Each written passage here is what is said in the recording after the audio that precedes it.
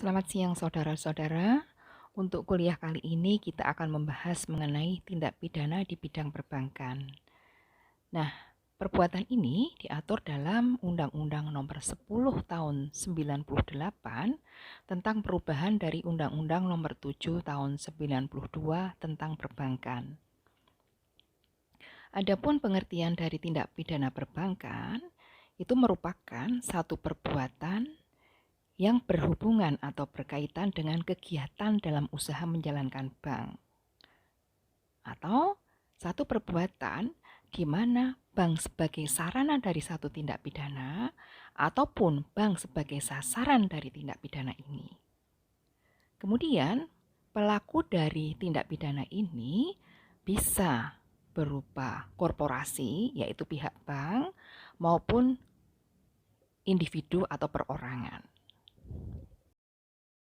Nah, untuk kegiatan-kegiatan yang dilakukan oleh bank bisa berupa menarik uang dari masyarakat. Jadi, bank menerima uang atau dana dari masyarakat seperti dalam bentuk tabungan ataupun deposito. Kemudian, bank juga bisa menyalurkan dana ke masyarakat. Jadi, dana atau uang dari masyarakat yang dititipkan ke bank tadi kemudian disalurkan kembali ke masyarakat seperti dalam bentuk pinjaman. Kemudian, bank juga bisa menjadi penerima atau membantu jasa dalam pembayaran dan peredaran uang. Seperti misalnya, bank menerima pembayaran listrik atau telepon, atau misalnya SPP mahasiswa. Nah, di sini bank juga membantu mengedarkan uang yang dicetak oleh pemerintah kepada masyarakat.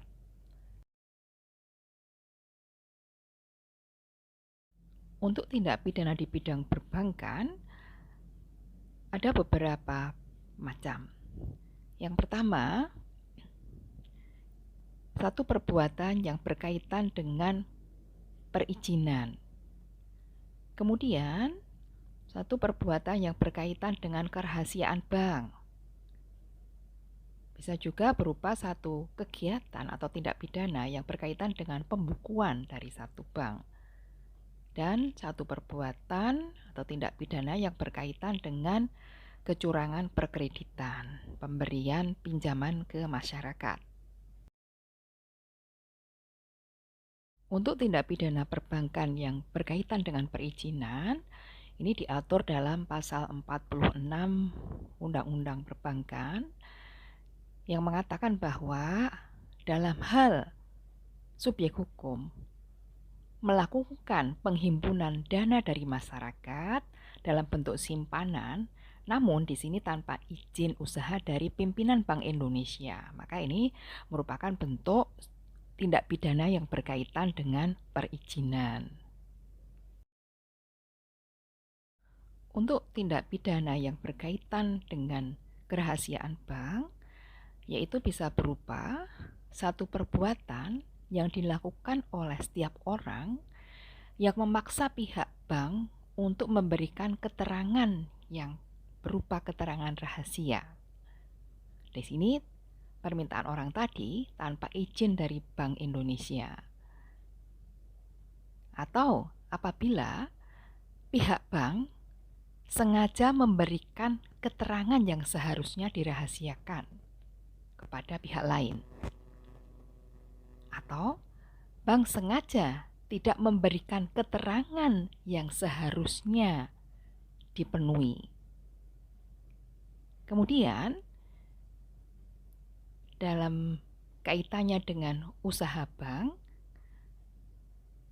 apabila bank itu sengaja tidak melaporkan ke Bank Indonesia mengenai laba ruginya atau kegiatan usahanya, atau kalau misalkan pihak bank lalai tidak melaporkan kegiatan usaha ataupun laba rugi yang diterimanya. Berkaitan dengan kerahasiaan bank, ini ada satu pengecualian, yaitu untuk kepentingan peradilan dari suatu perkara pidana, pimpinan Bank Indonesia dapat memberikan izin kepada penyidik, kepada jaksa, ataupun hakim untuk memperoleh keterangan dari bank mengenai simpanan tersangka atau terdakwa pada sebuah bank. Nah, izin ini akan diberikan secara tertulis, namun berdasarkan satu permintaan tertulis dari Kepala Kepolisian Republik Indonesia, dari Jaksa Agung, ataupun dari Ketua Mahkamah Agung. Jadi, kalau yang memerlukan data tadi dari pihak penyidik, maka permohonannya harus sepengetahuan dari Kepala Kapolri. Sedangkan kalau yang memerlukan data kerahasiaan bank tadi dari jaksa, maka diperlukan permintaan tertulis dari Jaksa Agung. Dan apabila hakim yang memerlukan data tadi, maka harus pengetahuan dari Ketua Mahkamah Agung, yang kemudian nanti dilanjutkan ke Bank Indonesia. Pimpinan Bank Indonesia yang akan menilai dan memberikan izin apakah kerahasiaan bank tadi bisa diberikan pada pihak-pihak yang memerlukan. Nah, di sini dalam permohonan tadi harus disertai dengan menyebutkan nama dan jabatan dari penyidik, jaksa, hakim, kemudian nama dari tersangka atau terdakwa, serta alasan diperlukannya keterangan tersebut atau juga hubungannya dengan perkara pidana yang sedang diperiksa. Untuk tindak pidana yang berkaitan dengan pembukuan dari bank, nah di sini apabila direksi, pegawai bank, ataupun komisaris dengan sengaja melakukan pencatatan palsu kegiatan usaha bank, ataupun transaksi, ataupun rekening bank. Kemudian, pihak-pihak tadi melakukan bentuk menghapus, atau mengaburkan, atau mengubah, atau menyembunyikan, atau menghilangkan catatan kegiatan usaha, kegiatan transaksi, ataupun rekening bank. Atau pihak-pihak tadi tidak melakukan pencatatan kegiatan usaha, kegiatan transaksi, maupun rekening bank. Adapun bentuk tindak pidana perbankan yang berupa kecurangan perkreditan, ini berupa pihak bank menerima, mengizinkan, atau menyetujui untuk menerima imbalan, menerima komisi, menerima uang, ataupun barang untuk kepentingan pribadi. Nah, di sini dalam rangka untuk kelancaran pemberian kredit atau dalam hal seorang nasabah akan menerima kredit tetapi melebihi batas. Nah, undang-undang perbankan ini merupakan satu undang-undang khusus, sehingga di sini terdapat beberapa penyimpangan dari ketentuan umum. Penyimpangan ini meliputi subjek hukum. Nah, subjek hukum dalam tindak pidana perbankan terdiri dari perorangan maupun badan hukum.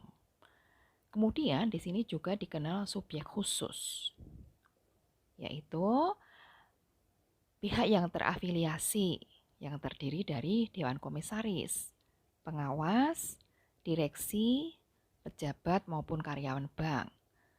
Kemudian pihak-pihak yang memberi jasa kepada bank seperti konsultan maupun akuntan. Kemudian pihak-pihak yang menurut penilaian Bank Indonesia ikut serta mempengaruhi pengelolaan bank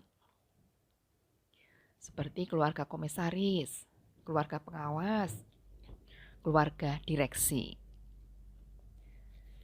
Kemudian kekhususan yang lain berkaitan dengan stelsel pidana. Nah, di sini memang hanya dikenal pidana pokok. Kemudian adanya sanksi administratif.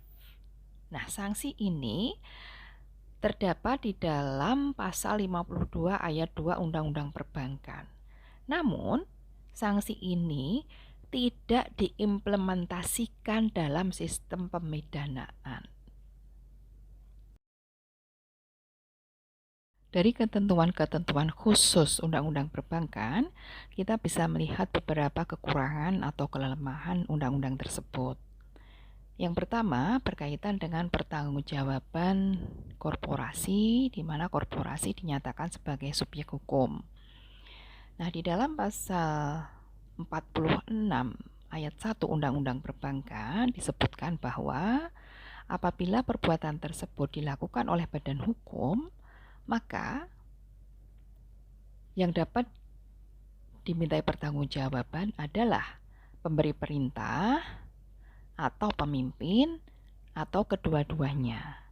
Nah, di situ korporasi atau badan hukum tidak disebutkan sebagai pihak yang bisa dimintai pertanggungjawaban. Nah, semestinya kalau korporasi itu dinyatakan sebagai subjek hukum, tentunya di situ korporasi juga disebutkan sebagai pihak yang bisa dimintai pertanggungjawaban pidana. Nah, itu kelemahan yang pertama. Kemudian yang kedua berkaitan dengan adanya penyebutan sanksi administratif di dalam pasal 52 ayat 2 Undang-Undang Perbankan. Namun di situ sanksi ini tidak diimplementasikan dalam sistem pemidanaan. Nah, tadi dikatakan bahwa dalam Undang-Undang Perbankan hanya dikenal pidana pokok. Nah, sebenarnya sanksi administratif ini yang berupa teguran tertulis, kemudian denda, penurunan tingkat kesehatan bank, atau pembekuan kegiatan usaha bank, itu bisa dimasukkan dalam sistem pemidanaan yang berupa pidana tambahan. Sehingga di dalam Undang-Undang Perbankan tidak hanya ada pidana pokok, namun disertai dengan pidana tambahan. Kemudian kelemahan atau kekurangan yang ketiga yaitu berkaitan dengan cara pembayaran pidana denda, di mana di dalam Undang-Undang Perbankan ini tidak diatur secara tegas. Nah, ini kita bisa melihat kaitannya dengan ancaman pidana denda dalam undang-undang ini. Dalam undang-undang ini pidana dendanya cukup tinggi, ada yang mencapai 200 miliar. Namun di situ tidak disebutkan dalam hal seorang terpidana tidak mampu membayar pidana denda, bagaimana kemudian apa yang harus diganti atau bagaimana ketentuan yang mengatur terkait dengan ketidakmampuan dari si terpidana tadi berkaitan dengan pembayaran denda. Kalau dalam satu ketentuan khusus tidak mengatur satu hal, maka kemudian kita kembali pada ketentuan umum. Nah, ketentuan umum di sini adalah KUHP. Di dalam pasal 30 KUHP diatur mengenai pengganti atau subsidiar dalam hal seorang terpidana tidak mampu membayar pidana denda. Nah, di situ besarnya pengganti atau subsidiar berupa kurungan antara 1 hari sampai 6 bulan. Dan dalam hal ada pemberatan bisa mencapai 8 bulan. Nah, di sini kalau kita melihat ketentuan umum tadi, tentunya tidak sebanding dengan besarnya pidana denda yang ditentukan dalam Undang-Undang Perbankan dengan besarnya subsidiar atau pidana pengganti yang berupa pidana kurungan yang hanya mencapai hitungan bulan. Nah, itu tadi beberapa kekurangan atau kelemahan dari Undang-Undang Perbankan.